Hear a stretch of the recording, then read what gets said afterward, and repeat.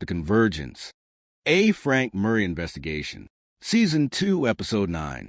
Narrated by Frank Murray, Private Investigator. The name's Frank Murray, Private Investigator. 16 years in this business. And I've learned that the worst traps are the ones you walk into with your eyes wide open. The ones where you know it's a setup, know you're being played, but go anyway because the alternative is letting monsters win. This was one of those traps. The Malibu estate where Daniel Webb was holding his meeting sat on a clifftop overlooking the Pacific. $10 million of real estate, owned by a shell company that Miles had traced back to Prometheus Industries. Pemberton's money, even if Pemberton himself was in the wind. Sarah and I sat in our car a quarter-mile away, watching the estate through binoculars as the sun set over the ocean. 6 vehicles so far, Sarah said, making notes. High-end, expensive, the kind of cars drug dealers and corrupt executives drive. Any sign of Webb? Not yet, but Miles confirmed he flew into LAX this morning under an alias. He's here somewhere. My phone buzzed. Text from Catherine Walsh. My team is in position. Say the word and we move in. I texted back. Hold. Let's see who shows up first.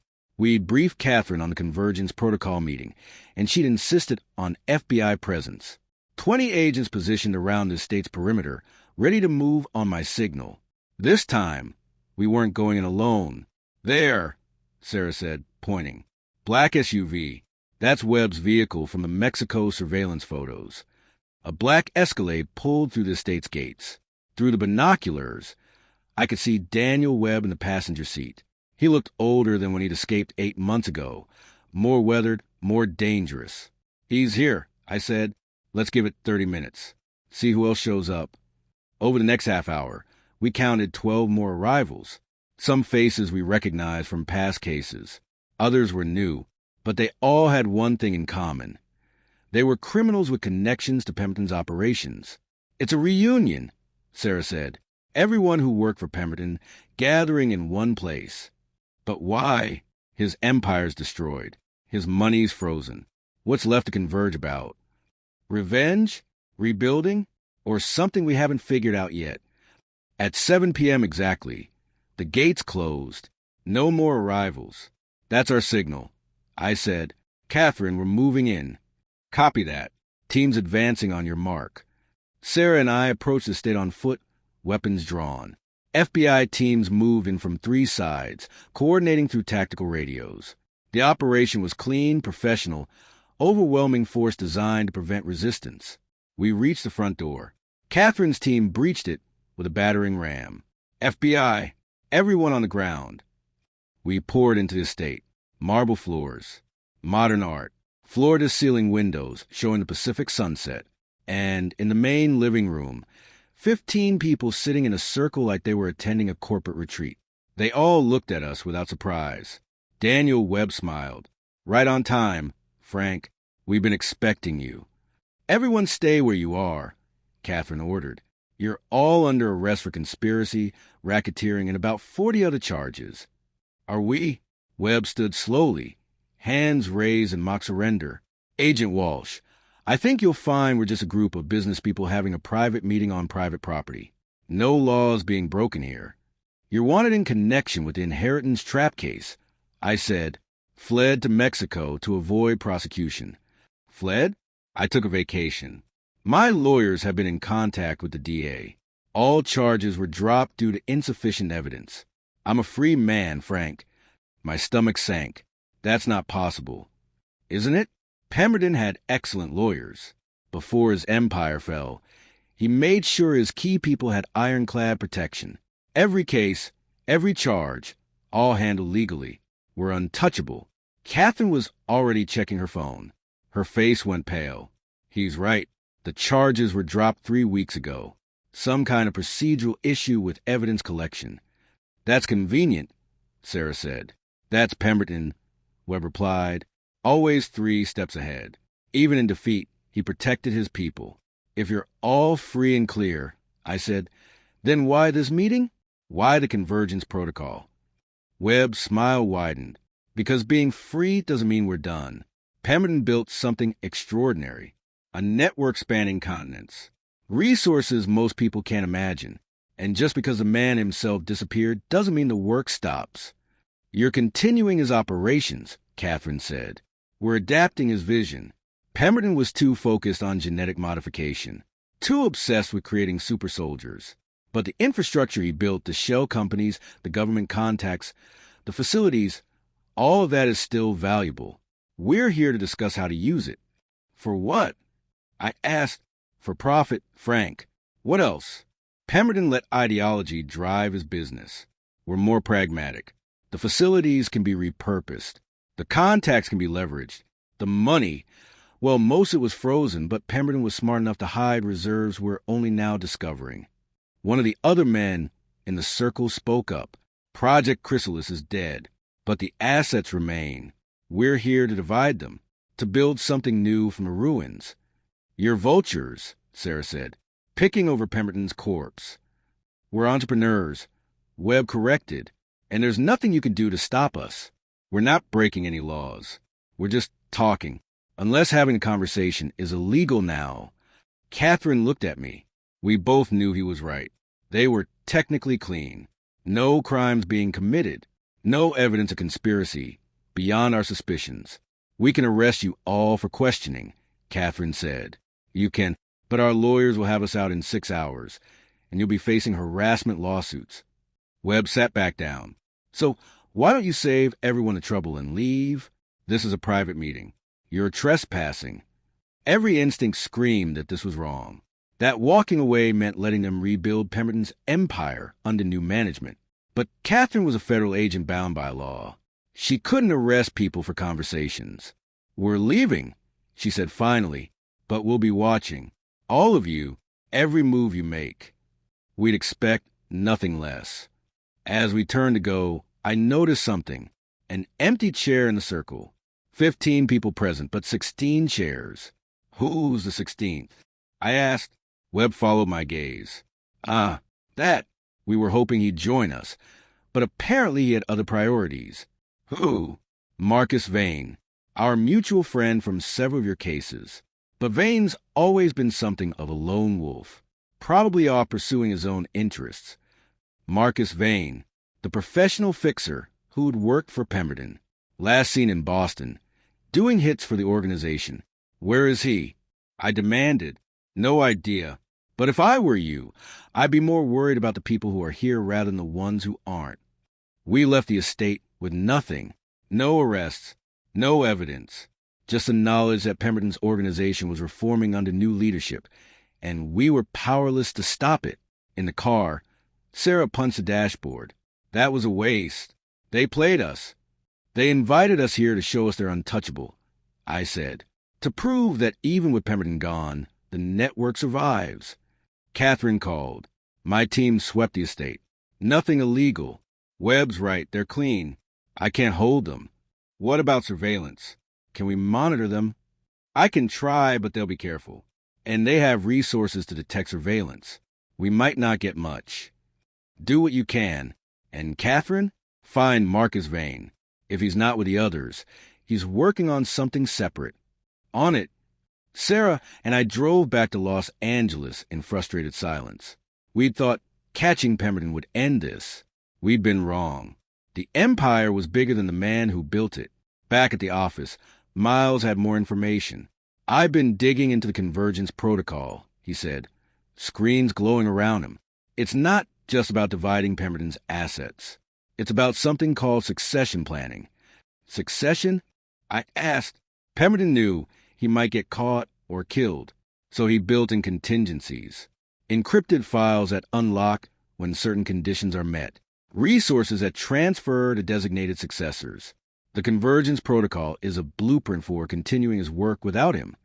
How comprehensive is it? Very.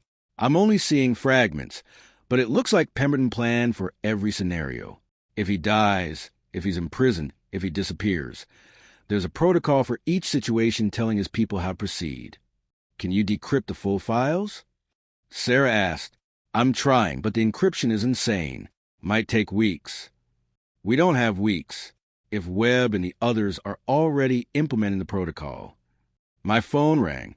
A known number. Murray. Frank Murray. The voice was unfamiliar. Male. Professional. My name is Victor Reeves.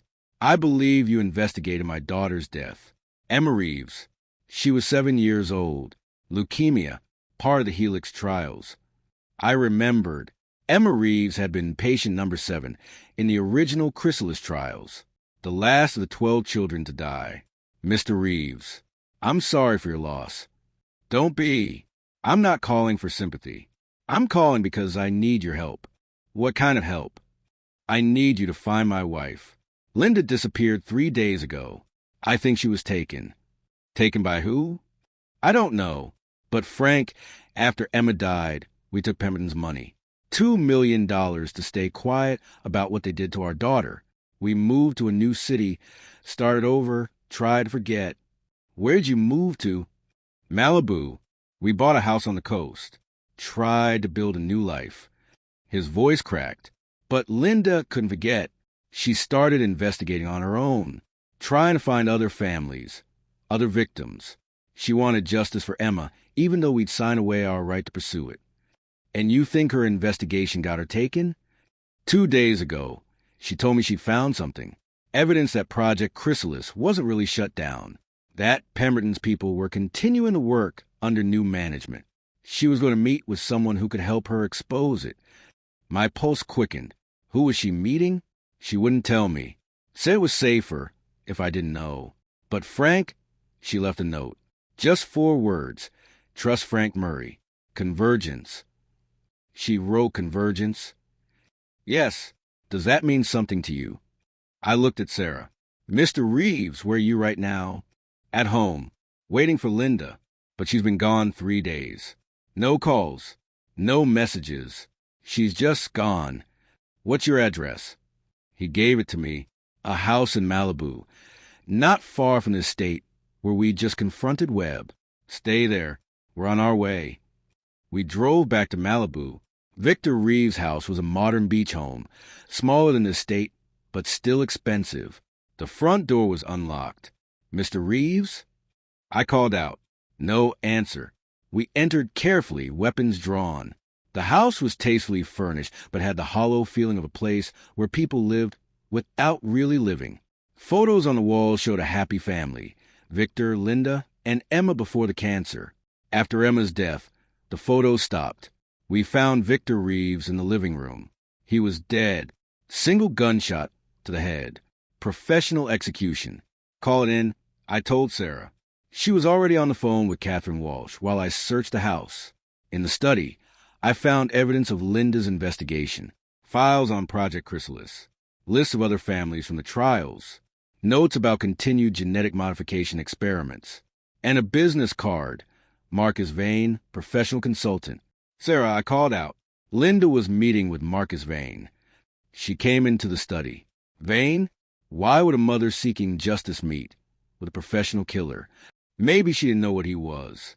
Or maybe... My phone rang. Unknown number again. Murray. Hello, Frank. Marcus Vane's smooth voice. I understand you're looking for me. Where's Linda Reeves? Safe. For now. Unlike her husband, who made the unfortunate decision to interfere with matters beyond his understanding. You killed him. I eliminated a complication. Victor Reeves was going to go to the police about his wife's disappearance. That would have drawn unwanted attention. To what? To the Convergence Protocol. Frank, you stumbled into a much bigger game tonight. Daniel Webb's little meeting was theater. A distraction. The real work is happening elsewhere. What real work? Pemberton may be gone, but his vision isn't. Project Chrysalis Global may have been shut down, but the research continues. The modifications continue. And people like Linda Reeves who investigate too closely, they become test subjects themselves. Ice in my veins. You modified her. 3 days ago. She came to me thinking I was a whistleblower willing to help expose a conspiracy. Instead, she became participant number 412 in Phase 5. There's no Phase 5. We shut down all the facilities. Did you? Frank, you shut down the facilities you knew about. The ones Pemberton wanted you to find. But there are others. Hidden. Protected. operating with complete autonomy. He paused. Linda Reeves is at one such facility right now, undergoing the final stages of modification. By tomorrow, she'll be just like the others, enhanced, unstable, and completely loyal to our cause. What cause? Pemberton's gone. The Empire's destroyed. Pemberton was always just a means to an end. The real goal was never about building a criminal empire. It was about evolution, creating a new strain of humanity. And that work continues with or without him. Who's running it now? Who's really behind Convergence Protocol? Someone who understands that human civilization is stagnant, that we need a forced evolutionary leap to survive the challenges ahead. Someone with resources that make Pemberton look like a small-time operator. Give me a name. In time. First, a demonstration. Frank, do you know where the Pacific Coast Highway meets Topanga Canyon Boulevard? Yes. Be there in 30 minutes. Come alone. I'll show you what Phase 5 really means. If this is a trap. It's not a trap. It's an invitation. Come see the future, Frank. Then decide if you want to keep fighting it. He hung up. Sarah had been listening. We're not going alone. No, we're not. I called Catherine Walsh.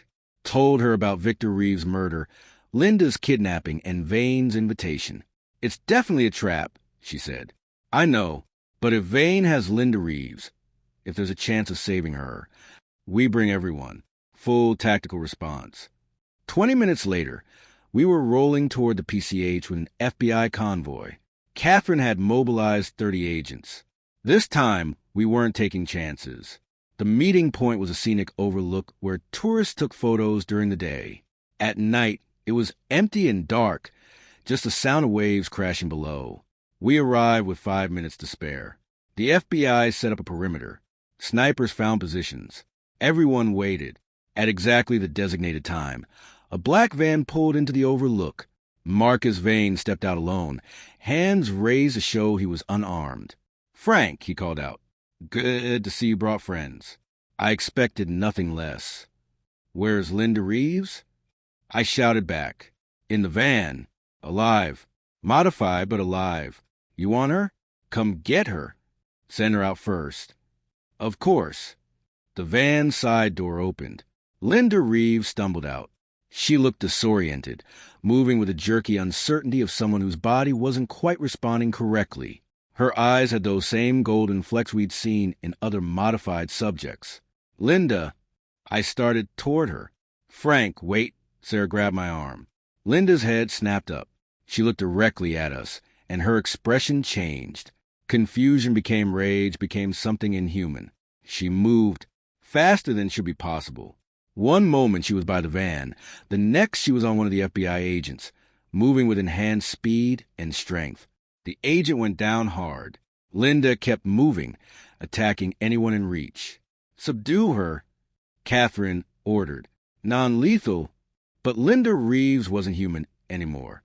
The modifications had made her something else. Stronger, faster, and completely out of control. She fought like a wild animal, taking hits that should have dropped her and getting back up. It took 6 agents to bring her down. Even then, she kept struggling, screaming incoherently. Vane watched from beside his van, smiling. This is Phase 5, he called out. Genetic modifications triggered by neural programming. Linda Reeves is now a weapon, Frank, and she's just one of dozens we created in the last 3 months. You're insane? I shouted. I'm evolved. There's a difference. He pulled out a phone. Watch carefully. He pressed something on the screen.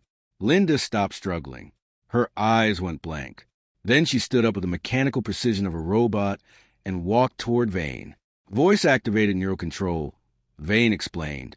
The modifications include wireless receivers in the brain. We can control subjects remotely, make them do whatever we want. You've turned people into slaves, Sarah said, horrified. We've created the next stage of human evolution. Controllable, optimizable, perfect. There's nothing perfect about this, I said. You're monsters.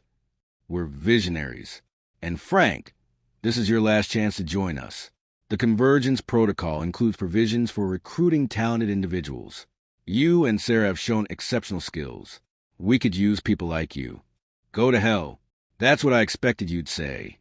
He pressed another button on his phone. Linda Reeves collapsed, seizing violently. Blood ran from her nose, her ears. Her eyes rolled back. Stop it. I shouted. I just did. That was the termination command. Built-in failsafe in case subject become liabilities. Vane looked at Linda's convulsing body with clinical detachment. She'll be dead in about 90 seconds. Brain hemorrhage. Very efficient. Catherine's agents were already trying to help Linda, but we all knew it was too late. You murdered her, I said. I demonstrated a capability. There's a difference. Vane started backing toward his van. Tell Catherine Walsh to stop pursuing the Convergence Protocol. Tell her that we have subjects embedded in law enforcement, in government, in every level of society. Tell her that as she continues investigating, we'll activate them all simultaneously and watch civilization tear itself apart. You're bluffing. Am I? How many people do you think we've modified in the last year, Frank? Hundreds? Thousands? We've been recruiting aggressively, targeting the vulnerable, the desperate, the ambitious, offering them enhanced abilities in exchange for their loyalty. He smiled. Some of those people might be watching this conversation right now. He looked meaningfully at the FBI agents around us. We don't have time to root out every potential sleeper agent, but we do have time to stop you. Catherine raised her weapon. You're under arrest. I don't think so. Vane pressed another button. 3 of the FBI agents suddenly turned their weapons on their colleagues. Subjects 947, 948, and 951 active. Vane said calmly. The 3 agents fired. Chaos erupted. FBI agents shooting at each other, unable to tell who was compromised. Sarah pulled me behind a car as bullets sparked off metal and glass. In confusion, Vane got into his van and drove away. By the time Catherine restored order, 4 agents were down, 2 dead, 2 wounded. The 3 compromised agents were subdued, looking confused and terrified, like they'd just woken from nightmares. I don't remember, one kept saying, I don't remember doing that. Linda Reeves was dead, brain hemorrhage, just like Vane had promised. We stood in the carnage, surrounded by bodies and shattered lives. He's right, Catherine said quietly. If they modified hundreds of people, if they can activate them remotely, then we can't trust anyone, Sarah finished. This is worse than Pemberton, I said. Pemberton wanted an empire. These people want to control humanity. Catherine's phone rang. She answered, listened, and went pale. When... A pause. How many? Another pause. Understood. She hung up and looked at us. That was FBI headquarters. In the last hour, there have been 17 incidents across the country. People suddenly becoming violent, attacking others, then collapsing. All with the same symptoms, golden flecks in their eyes, enhanced strength and speed, and brain hemorrhages after termination commands. They're demonstrating their reach. I said, showing they can activate subjects anywhere, anytime. It's terrorism, but terrorism with a twist. The terrorists are ordinary people who don't even know they've been compromised until they're activated. Sarah pulled out her phone and called Miles. Miles, I need you to search for any connection between the 17 incidents Catherine just mentioned. Medical records, employment history, anything linking the attackers. We waited while Miles worked. Found something, he said finally. All 17 subjects visited medical clinics in the last 6 months. Free health screenings, wellness programs, all run by shell companies connected to... Oh no. Connected to what? I asked. Prometheus Industries. Frank, they're not just modifying people in secret facilities. They're running a massive recruitment operation disguised as healthcare, free clinics in low-income areas, wellness programs for veterans, health screenings for homeless populations. They're targeting vulnerable people, offering them free treatment, and modifying them without consent. How many clinics? Catherine asked. 47 across 12 states. And those are just the ones I can identify. There could be more. If each clinic has been operating for 6 months, Sarah said, doing math, and they're seeing even just 10 subjects a week, we're talking thousands of modified people I finished walking around, living normal lives, with no idea there's sleeper agents waiting to be activated. Catherine looked like she might be sick. This is bigger than anything we've ever faced. We need to brief the director, probably the president. This is a national security crisis. And by the time the government mobilizes, I said, Vane and whoever's running Convergence Protocol will be 3 steps ahead. They always are. My phone rang. Unknown number. I answered. Murray. Frank. Ambassador Chinwei's voice, but wrong. Hollow. Emotionless. Or should I say, test subject 903. My blood went cold. Way. What are you talking about? I'm talking about revenge. Frank. About making Pemberton pay for what he did to my family. I was approached 2 weeks ago by someone offering a way to find Pemberton, a way to become strong enough to kill him with my own hands. His voice was dead. I took the treatment, Frank. I let them modify me, and now I'm one of them. Wait, listen to me. You can fight this. I don't want to fight it. I want to use it. Tomorrow, I'm meeting with my contact, the person who runs the Convergence Protocol. The one who's really in charge. A pause. I'm going to kill them, Frank. And then I'm going to find Pemberton. And then I'm going to make them both pay for what they did to my daughters. If you kill them, you become just like them. I'm already like them. I'm modified, enhanced, a monster. I might as well be a monster with a purpose. Where are you meeting this person? I can't tell you that. But Frank, I wanted to warn you. Stay away from the Convergence. Whatever's about to happen, whatever they're planning, it's bigger than you can stop. Save yourself. Save Sarah. Let me handle this my way. Wait. The line went dead. I looked at Sarah and Catherine. Chinwei's been modified. He's going after whoever's running the Convergence Protocol. That's suicide, Catherine said. He doesn't care. He's lost everything. This is his revenge. Can we stop him? Sarah asked. I don't know, but we need to try. Over the next 12 hours, we worked frantically. Catherine mobilized every available resource. The FBI shut down all 47 clinics they could identify. Hundreds of people were brought in for testing, trying to identify who'd been modified. The results were terrifying. Out of 300 people tested, 97 showed signs of genetic modification. Ordinary people, teachers, construction workers, veterans, homeless individuals, all altered without their knowledge. And we still had no idea who was running the operation. Miles worked through the night, trying to trace the Convergence Protocol to its source. But every lead ended in shell companies and encrypted communications. At dawn, my phone rang. Chinwei again. Frank, I'm going to the meeting now. If I don't make it back, tell my daughters I love them. Tell them their father died trying to make things right. Where's the meeting? Let us help you. The old Helix biogenetic facility in La Jolla, where it all started. They're using it again. Frank, full circle. We're on our way. You won't make it in time. But Frank, thank you for trying to save my family, for fighting these monsters. You're a better man than I ever was. The line went dead. Catherine was already mobilizing her teams. ETA to La Jolla is 90 minutes. If Chinwei goes in alone, he's dead. I finished, but maybe he'll get us what we need. If he can identify who's running this operation. If he can survive long enough to tell us. We drove to La Jolla at maximum speed, sirens blaring. The old Helix facility loomed ahead, the building where Project Chrysalis had begun, where 12 children had been modified and killed. Now it was active again. Lights on, vehicles in the parking lot. We breached the building with 30 agents. Inside, the facility had been rebuilt. New equipment, new labs, and in the central research area, bodies. 10 people dead, all killed with brutal efficiency. And in the center, surrounded by the carnage, was Chinwei. He was alive, but barely, shot multiple times. Blood pooling around him. I ran to him.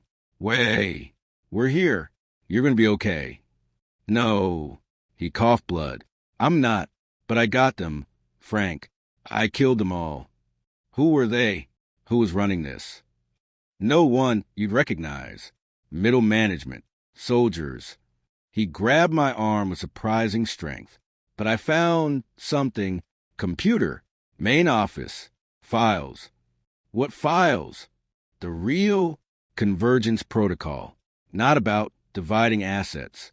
About something bigger. Frank, they're not rebuilding. They're evolving. Creating new species.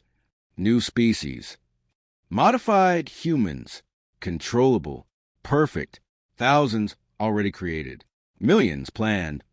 His eyes met mine. Not about crime, about replacement. They're replacing humanity.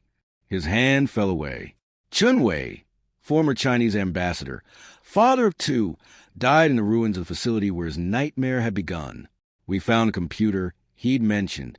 Miles remotely accessed it and went silent as he read. Frank, he said finally, Chunwei was right. This isn't about crime. It's about a complete replacement of human society with genetically modified, remotely controllable subjects.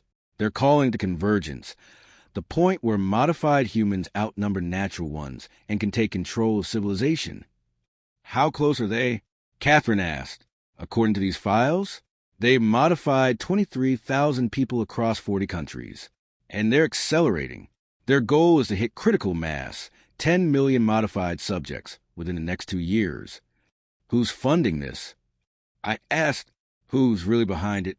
Miles pulled up a file. It's not one person. It's a consortium. Wealthy individuals, military contractors, tech billionaires. They call themselves the Prometheus Circle. And Frank, one of the founding members, is listed as Richard Pemberton. But Pemberton's disappeared. Has he? Or has he just been coordinating from the shadows, while Webb and the others provide visible leadership? Miles pulled up more files. The Prometheus Circle has resources that make Pemberton's personal fortune look tiny. Trillions of dollars. Connections in every government. They're not criminals. They're a shadow government planning a coup against humanity itself. Catherine looked at the screen in horror. This is bigger than the FBI can handle. This needs to go to the president, the UN, every government on Earth. And the moment we go public, I said, they'll activate all 23,000 subjects simultaneously. Chaos, violence, proof that they're in control. So what do we do? Sarah asked. I looked at Chunwei's body, at the carnage around us, at the computer files showing a conspiracy that spanned the globe. We stopped them, I said, before they reach critical mass, before they can trigger the convergence. How? Catherine asked. We don't even know where the Prometheus Circle operates from. Then we find out. I pulled out my phone and made a call I'd been avoiding. We used the one asset they don't know we have. The phone rang 3 times before someone answered. Hello, Frank. Daniel Webb's voice. I was wondering when you'd call. Webb, I need information about the Prometheus Circle. What makes you think I have that information? Because you're part of it. You've been working with them, coordinating the convergence. But here's what I know about you. Webb, you're a survivor. You adapt. You switch sides when it benefits you. Go on. The Prometheus Circle is planning to replace humanity with modified subjects. That includes you. Eventually, they'll decide you're a liability and terminate you like they did Linda Reeves and Chunwei. Silence on the line. You're bluffing, Webb said finally. Am I? Check your files. Look for the succession protocols. See what happens to the current operators once critical mass is achieved. More silence. Then, I'll call you back. He hung up. 20 minutes later, he called, You son of a bitch. You're right. There's a termination protocol for all current operators once we hit 10 million subjects. We're disposable. So help us stop them. Why should I? Even if they terminate me, I'll have lived well, made my fortune, enjoyed the ride. Because they're planning to replace humanity, Webb. Everyone you know, everyone you work with, everyone on Earth, all replaced with controllable puppets. Is that really the future you want? Better than prison.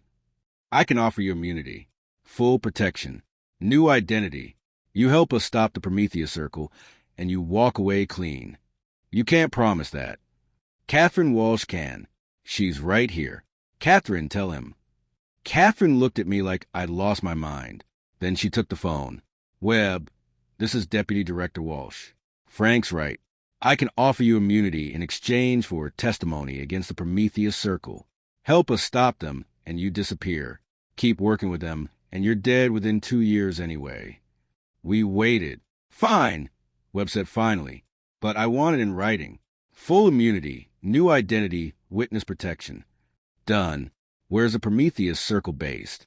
They move locations constantly, but there's a meeting scheduled for tomorrow. All the major players. I can get you the location. Where? Catalina Island. Private estate on the west side. But Frank, you should know. They'll be expecting trouble. This isn't like the other raids. They'll have enhanced security. Modified guards. Possibly Pemberton himself. We'll be ready. I hope so, because if you fail, the convergence happens anyway, and humanity ends. If you enjoyed the convergence, please hit that like button. It helps more people discover Frank Murray's investigations. Subscribe to the channel so you don't miss the Season 2 finale, where Frank and Sarah lead a massive raid on Catalina Island to stop the Prometheus Circle and prevent the convergence that would replace humanity with genetically modified subjects. Chinwei is dead. 23,000 people have already been modified. The conspiracy reaches the highest levels of power. And somewhere in the shadows, Richard Pemberton is pulling the strings. And make sure to ring that notification bell, so you're alerted the moment the finale drops. Frank Murray Season 2 ends with the biggest case yet. Everything has been building to this, and not everyone is walking away alive. Thanks for watching, and I'll see you in the season finale.